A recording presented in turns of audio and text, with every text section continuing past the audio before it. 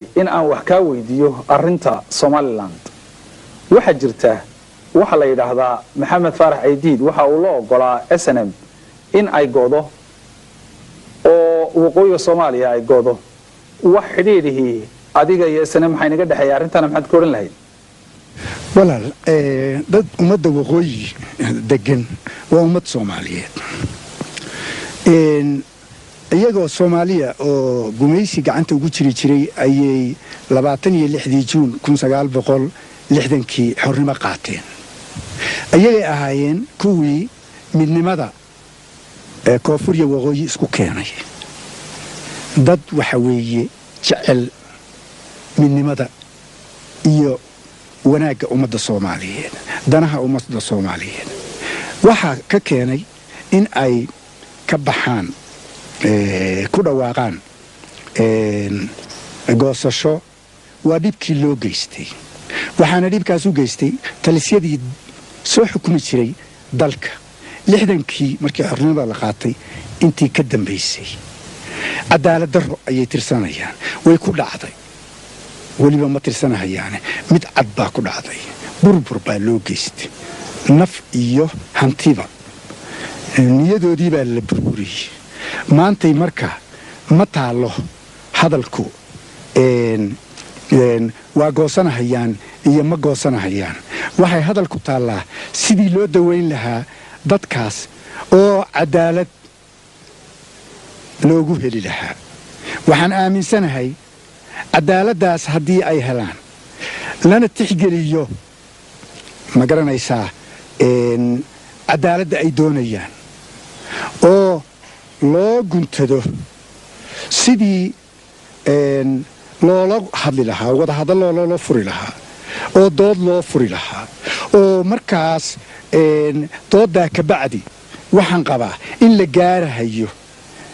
yani xal inta arinta in laga gaarahayo ma qabo in la barowakaareeyo ama la daandaansado ama xumaan loola tago ama dagaal loola tago waxaan qabaa in arintaas si qabow si wanaagsan oo sharaf leh si ma garanaysaa aqliya loola sheekaysto loola doodo loola maaragtay hadii ay ku roon yahay la isku aqli celiyo ma garatay taas dadku markaba cadaalad ay doonayaan anigu wax badan baan sheegay uma soo galin halgankan dangaara iyo inaan madaxweyne noqdo waxaan u soo galay ummadda Soomaaliya in dhibaatadii kaliga talisu ku hayay ay ka kacdo waanu ka qaadnay haatan ilaahidankiisa halganka inta ka dhiman waan dhamaystireynaa markaas ummadda Soomaaliyeed bay u taalaa cidii ay madaxweyne ka dhiganayso aniga ma aan u soo galin mana iguma jidho inaan madaxweyne aan isku sharaxo ama aan doonto ama aan danahaan gaar ahaan jacayl igu jiray markaan halkan soo galayay barnaamijkii ahaa waxaan rabaa Soomaaliya inay noqotaa dal kana dhalataa dawlad degan nabad ku noolaata horumar gaarta cadaalad ka dhacdo midnimo ummadda Soomaaliyeed waarta ay u timaado horumar weyn dib u dhisid burburkii dhacay iyo dib u dhaqan celin inay dhacdo waxaan aaminsanahay inta dhiifoon oo wanaagsan inay hogaamiso ummadda Soomaaliya aqoon-yahanada dibadda jira oo faraha badan oo dagaalkii sokeeye awgeed dibadda u cararay ama waxbarasho ugu tagay inay soo noqdaan oo dalkii ku soo noqdaan oo hadda nabadii waa la gaarayaa ilaahay idankiisa waana la gaarayo waad ogtihiin oo hadda ciidamo ajnabi oo maaragtay aad u Soomaaliya ugu dadaalaya yimid inay soo noqdaan oo ka qayb galaan dib u dhisidii iyo dib u dhaqan celintii ummadda Soomaaliyeed iyo mideynteeda waxa aan jecelahay la yiraahdaa dhibaatada Soomaaliya intii taliskii hore uu gaarsiiyay inta imika iska hor imaadkiina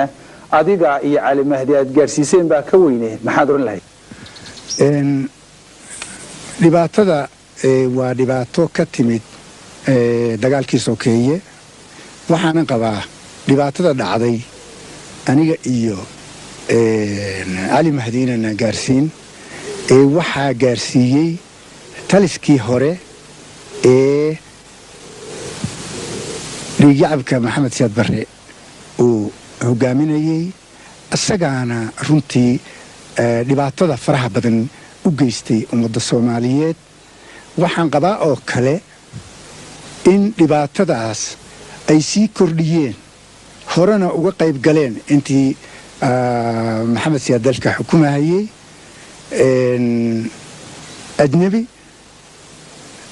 faragelin ku sameeyay arrimaha gudaha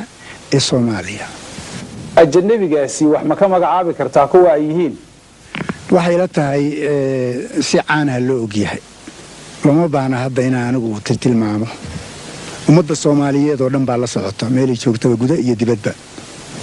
mudane Faarax Aydiid adduunka imika talis military iyo dagaal waa laga soo taagan yahay adigana waxa lagu tilmaamaa nin dagaal jecel oo qori caaradii wax ku doona bal arinta ka waran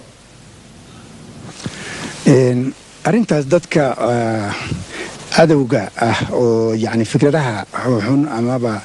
doonaya aniga inay magacayga xumeeyaan ayaa fidiya anigu ummadda Soomaaliyeed ceeb iyo xumaan iyo madax taalo umadaydana waxaan waligay ugu adeegahayay anigoon dangaara kala hayn umana soo gelin maaragtay dagaalkii aanu ku qaadnay faliskii hore dangaara oo anigu aan gooni u doonayo waxaan u soo galay ummadda Soomaaliyeed inay ka xorowdo taliskii dictatoriga ahaa ee dhibaatooyinkaas faraha badan u geystay marka waxaan kaloo aaminsanahay mabda'a dimuqraatiga ah waxaan aaminsanahay ilaahayna ka baryaynaa dictatorka dalkanaga inuusan ku soo laaban in dalkanagu ka badbaado